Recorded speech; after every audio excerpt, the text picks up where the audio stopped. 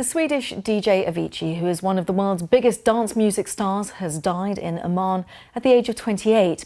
Avicii, whose real name was Tim Bergling, had been nominated twice for Grammy Awards for his hits Levels and Sunshine. While the former Radio 1 dance music DJ Judge Jules knew Avicii, he joins us live now. Our condolences to you. You'd performed alongside Avicii, you performed with him, you knew him. Just tell us a little bit about his contribution to the dance scene and how he transcended the dance scene right through to pop music, breaking through to the United States.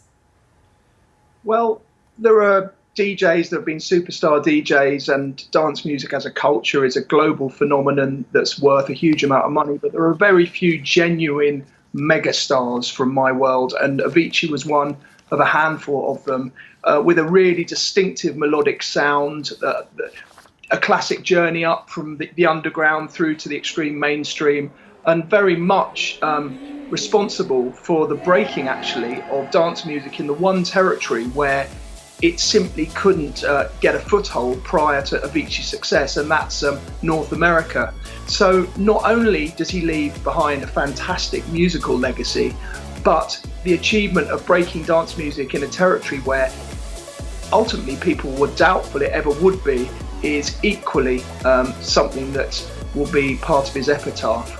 What was it about his music that was so popular? 11 billion hits on Spotify, that's just absolutely incredible.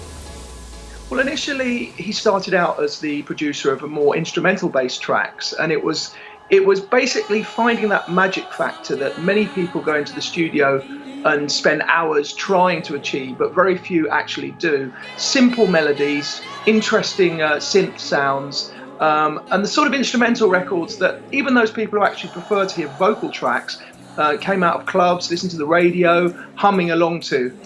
He then evolved into a really interesting combination of sounds where he almost took some kind of sort of country and western sounds and merged those with dance music, had a vastly successful album doing that, and a lot of those billions of streams come from that one album.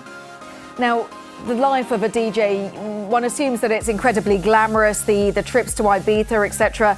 It's grueling, isn't it?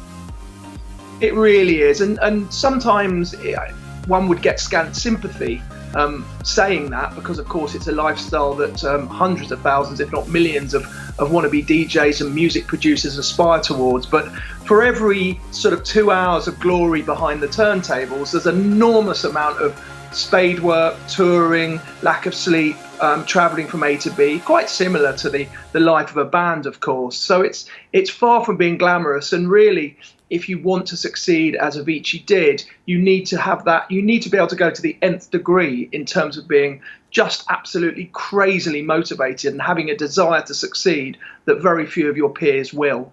Now, he certainly had that desire, he had that drive, but back in 2016 he had been unwell. He announced that he was retiring at the incredible age of just 26.